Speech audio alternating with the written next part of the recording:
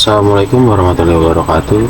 Perkenalkan, nama saya Muhammad Farhan Qadar dengan NIM 4152501057. Di sini saya akan menjelaskan tugas UTS nomor 1. Dengan oke ya, masuk 1A. Bahasa pemrograman yang dipakai menurut saya adalah menggunakan bahasa C dan C++. Karena indeks array dimulai dari 0 seperti A 01. Lanjut yang ke B, cari EMF untuk A01 dan A12.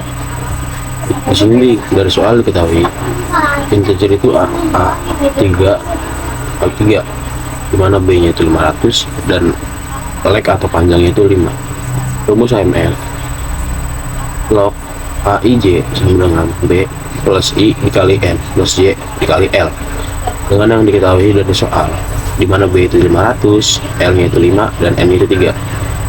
Mari kita langsung menghitung yang A 0 dan 1, dimana I nya itu 0 dan J nya itu 1. Lalu masukkan angka yang telah kita ketahui ini langsung ke rumus yang tadi, dimana B nya itu 500 ditambah I nya itu 0 dikali dengan N nya itu 3 dan J nya itu 1, lalu dikali dengan panjangnya itu 5 dan hasilnya itu 500 tambah 5 dan hasil akhir adalah 505. Untuk yang kedua, untuk yang A1 dan 2, dimana I nya itu 1 dan J nya itu 2. Lalu masukkan angka yang telah kita ketahui tadi langsung ke rumus, dimana B nya itu 500, I nya itu 1, N nya itu 3, J nya 2 dan dikali dengan panjangnya itu 5 sama dengan 500 tambah 25, itu dengan hasil akhir 525. Lalu lanjut ke nomor 1 yang C. Bila hanya bentuk array yang diubah menjadi integer A2 kali 2, hitung EMF untuk A01 dan A1 kali 2, dimana M nya itu 2 dan N nya itu 2. Oke, langsung kita masuk ke yang A untuk 0 dan 1, dimana I nya itu 0 dan J nya 1. Lalu masukkan angka yang tadi kita ketahui ke dalam rumus, dimana B nya itu 500, I nya itu 0, N nya dikali dengan N nya itu N nya 2 dan ditambah J nya itu 1, lalu dikali dengan panjang yaitu 5 sama dengan 500 tambah 5 dengan hasil akhir adalah 505. Oke, untuk yang A untuk 1 dan 2, dimana I nya itu 1 dan J nya 2. Lalu masukkan rumus yang tadi, langsung convert ke angka yang telah kita ketahui tadi, dimana B nya itu 500, I nya itu 1 dikali dengan N nya itu 2 dan ditambah dengan J nya itu 2, lalu dikali dengan panjang, yaitu panjangnya 5 dengan hasil sama dengan 500 tambah 20 dengan hasil akhir adalah 520. Tetapi tidak dihitung untuk EMF yang valid atau bisa disebut error untuk yang hitungan C yang terakhir. Sekian, terima kasih. Assalamualaikum warahmatullahi wabarakatuh. Perkenalkan, nama saya Muhammad Farhan Qadar dengan NIM 4152501057. Di sini saya akan menjelaskan nomor 2. Di sini saya akan langsung menjelaskan nomor 2 yang A dan B, dimana nomor 2 itu ilustrasi gambar rantai atau gerbong kereta untuk setiap fungsi, dan yang B itu penjelasannya.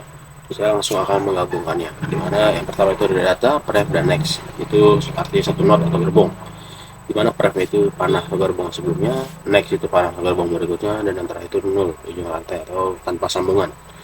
Yang pertama di sini itu ada push front atau menambah gerbong di depan.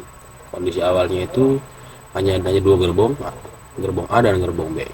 Lalu ketika kita push front itu ibarat membuat gerbong baru atau menambahkan gerbong baru. Di sini saya lambangkan dengan X, lalu EX, next A dan A pref X, lalu di mana kepalanya itu atau headnya itu X. Hasilnya jadi data gerbong yaitu X A B. Push front menyambung gerbong baru di depan, lalu head menuju ke gerbong baru itu, seperti menambah lokomotif baru depan kereta. Lalu ada pushback, yaitu menambah gerbong di belakang. Kondisi awal hanya dua gerbong, yaitu gerbong A dan gerbong B. Makanya itu seperti menambahkan gerbong baru ke belakang atau ke ekor, dimana gerbong itu saya lambangkan dengan Y. Gerbong B next ke Y ref B, ekor atau tail itu gerbong Y. Jadi hasilnya adalah seperti ini. 3. Pop front menghapus gerbong paling depan. Kondisi awalnya ada 3 gerbong, yaitu gerbong A, B, dan C. Pop front melepas gerbong paling depan, lalu head bergeser ke gerbong berikutnya, seperti melepas lokomotif, mana yang tadi headnya A, lalu kita menghapus, lalu berubah menjadi headnya B, dan tailnya itu C. Pop back menghapus gerbong paling belakang. Kondisi awalnya itu ada 3 gerbong, yaitu gerbong A, gerbong B, dan gerbong C. Pop back itu melepas gerbong paling belakang atau melepas gerbong yang C. Lalu ekor mundur ke gerbong sebelumnya, yaitu gerbong B, seperti membuang gerbong terakhir. Jadi hanya tersisa 2 gerbong, yaitu gerbong A dan gerbong B. Ya, dan yang terakhir ada tampil, mengecek gerbong dari depan ke belakang.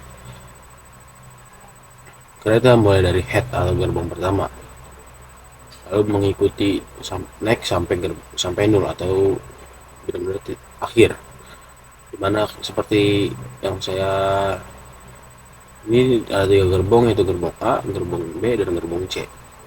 Tampil seperti orang berjalan dari gerbong pertama, yaitu head atau di sini saya buat dengan A, lalu gerbong terakhir yaitu tail, mengikuti sampai next. Setiap gerbong ia catat datanya, lalu loncat atau mengecek ke gerbong berikutnya, begitu terus sampai tidak ada lagi gerbong atau sampai akhir. Oke, lanjut kedua yang C. Mengapa Python tidak memiliki konsep pointer explicit? Python tidak memiliki pointer explicit karena yang pertama itu memori dikelola otomatis, yang kedua semua variabel adalah reference, yang ketiga keamanan dan kesederhanaan, yang keempat itu abstraksi yang lebih tinggi.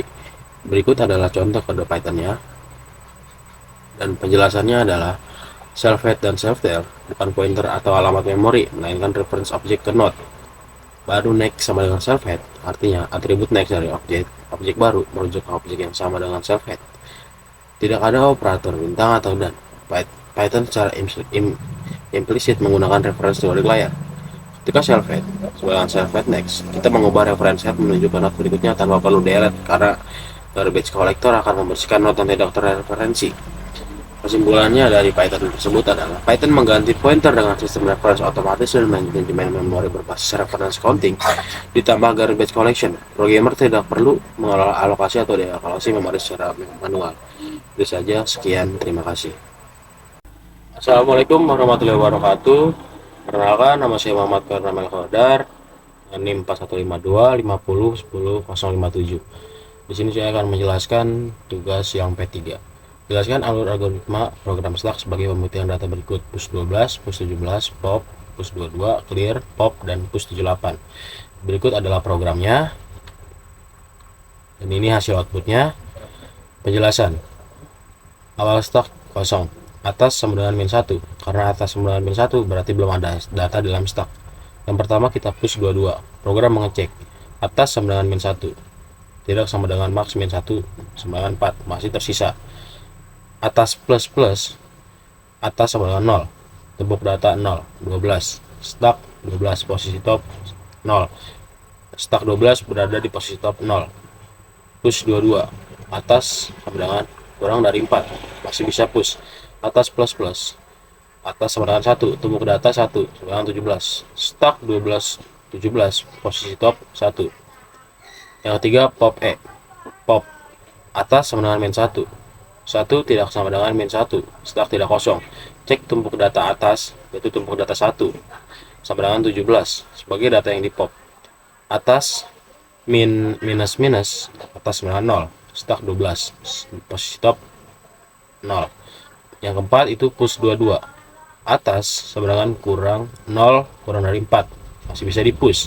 Atas plus plus, atas sama dengan 1, tumpuk data 1 sama dengan 22, Stack 12 dan 22, posisi top 1. Yang kelima clear, atas sama dengan min 1, 1 tidak sama dengan min 1, Stack tidak kosong. Perintah tumpuk atas sama dengan min 1 langsung mereset posisi atas ke min 1. Sekarang Stack kosong, posisi top min 1. Yang keenam pop, atas sama dengan min 1, Stack kosong, tidak ada data yang di pop. Program mencetak peringatan Stack kosong, Stack tetap kosong, posisi top min 1. Dan yang terakhir push 78. Atas sama dengan min 1. Masih bisa push.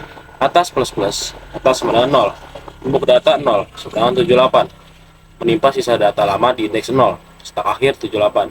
Posisi top 0.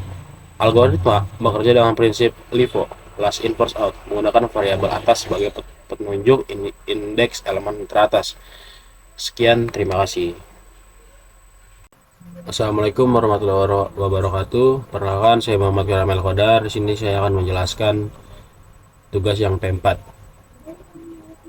Perbedaan priority queue dan serial queue beserta algoritma dan outputnya. Yang pertama di sini ada priority queue. Priority queue adalah struktur data queue di mana data yang keluar terlebih dahulu adalah data yang memiliki prioritas tertinggi. Berikut adalah contoh programnya. Ini adalah outputnya. Sesuai yang telah dijelaskan, dia akan memprioritaskan data yang tertinggi dahulu. Kedua ada B, circular queue. Circular di queue melingkar di mana indeks belakang dapat kembali ke awal array menggunakan head sebagai penanda depan dan tail sebagai penanda belakang. Berikut adalah contoh programnya. Ini adalah outputnya. Sedangkan ini yang B, circular queue dengan input user. Berikut ini adalah programnya. Dan ini adalah outputnya. Terus yang ketiga, kesalahan program queue pada C++. Yang pertama itu ada kesalahan itu di front sebenarnya min 1, yang kedua ada rear min 1, 3 if rear, 4 sin, user queue, 5 tidak ada fungsi n queue nya, 6 tidak ada fungsi d queue nya, dan yang terakhir tidak ada pengecekan queue kosong. Yang benarnya seperti ini: in front, in rear, if rear, sin, terus tambahkan fungsinya, terus tambahkan fungsi dq dan tambahkan in front min 1. Dan terakhir sini ada ya yang D, queue menggunakan double linked list pada program C++. Berikut adalah programnya. Ini outputnya. Penjelasan program D merupakan implementasi queue menggunakan struktur data double linked list. Queue bekerja dengan prinsip FIFO, first in first out. Data yang masuk pertama akan keluar. Sedangkan double linked list adalah yang setiap node memiliki dua printer, next menuju node berikut dan pref menuju node sebelumnya. Pertama itu ada struktur node, ada kelas node, public data. Penjelasannya itu node adalah elemen pada linked list. Setiap node memiliki data untuk menyimpan nilai, next untuk alamat node berikutnya, dan pref adalah alamat node sebelumnya. Lalu ada konstruktur node. Fungsinya itu konstruktur digunakan saat node baru dibuat. Yang ketiga ada kelas queue.